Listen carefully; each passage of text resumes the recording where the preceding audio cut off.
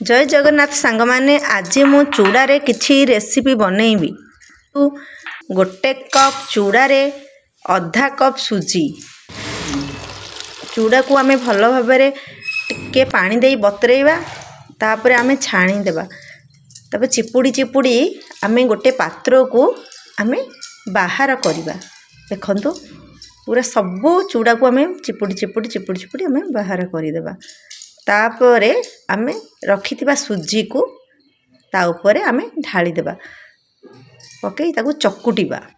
भल भाबरे आमे ताकू भल भाबरे मिक्स कर देबा। भल भाबरे चकुटिबा जेमिति मिसी जीवो चूड़ा आउ सुजी भल भाबरे मिसी गला परे ताकू आमे अट्टा चकुटिला परे चकुटि देबा। देखंतु केते सुंदर चकुटा हेछि। तापर लूण पकेबी ताकू मध्ये चकुटि देबा। तापर 10 मिनिट कि 15 मिनिट दे आमे ताकू रखि देबा घोड़ी। एतिकी समय रे आमे ताकू पियाज, धनिया पत्र, कंचा लंका सबू आमे काटी देबा।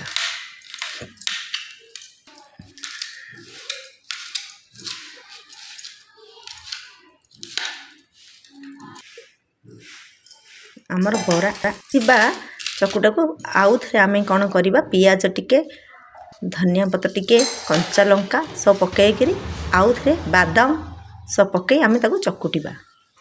देखंतु भल भाबरे आमे ताकू चकुटि देबा।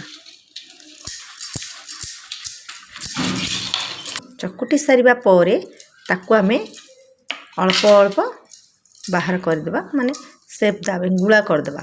गोल गोल गोल गोल करी आमे ताकू रखिबा। देखंतु हाथ रे गुळा गोल गोल हेई सारला परे ताकू कोन करिबा, आमे बरा साइज रे होल मझिरे होल करी ताकू बरा आकृति कर देबा। देखंतु एमती बरा आकृति कर देबा। तापरे आमे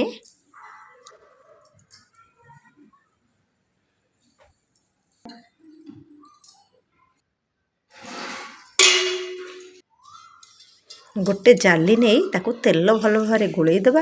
गोटे कड़ई नहीं आमे गैस उपरे बसई ताहिरे पानी देबा।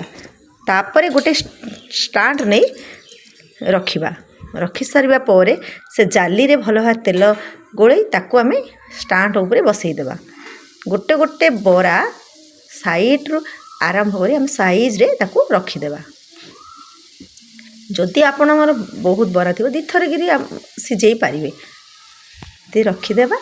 तापरे ढांकन घोड़ेई देबा।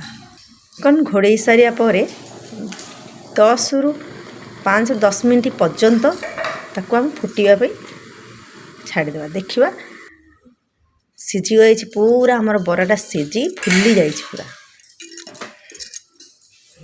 फुली सारे पर देख केते सुंदर आमे ताकू गोटे पात्र को बाहर कर देबा।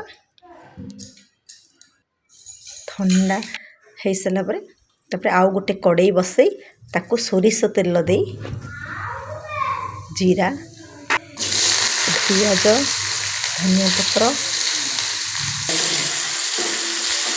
सबू पकई आमे ताकू अल्प भाजिबा। भाजी सारा पर पियाज टी लाल हो जावा पर्यंत आमे ताकू भाजिबा। तापर मरच गुंड, कस्तूरी मेथी, हलदी गुंड, मसला गुंड, जीरा पाउडर सबू जहा मसला थिबा आपण माने पकई पारिबे। पकई टमाटो सॉस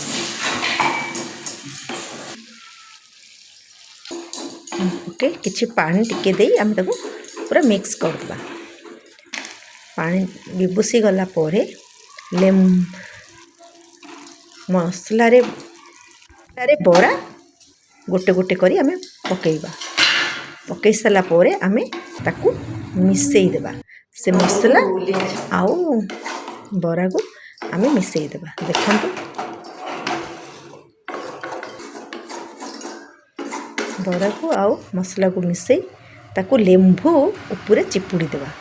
ଦେଖନ୍ତୁ ଲେମ୍ବୁ ଯଦି ଆପଣଙ୍କ ପାଖରେ ଦହି ଥିବ ମଧ୍ୟ ଦହି ଦେଇପାରିବେ। ଦହି ତ ନାହିଁ ସେଥି ସକାଶେ ମୁଁ ଲେମ୍ବୁ ଦେଇଛି। ଲେମ୍ବୁ ଦେଲା ପରେ ମସଲା ବରାଟା ବହୁତ ଟେଷ୍ଟି ଆସିଥାଏ। ଖାଇବା ପାଇଁ ଭାରି ସୁଆଦିଆ ଲାଗେ ଆଉ ଟେଷ୍ଟି ବି ଲାଗେ। ଦେଖନ୍ତୁ ଆମର ମସଲା ବରାଟା କେତେ ସୁନ୍ଦର ହେଇଯାଇଛି। ଆମେ ଚିଲି ସସ୍ରେ ଖାଇପାରିବା, ଟମାଟୋ ସସ୍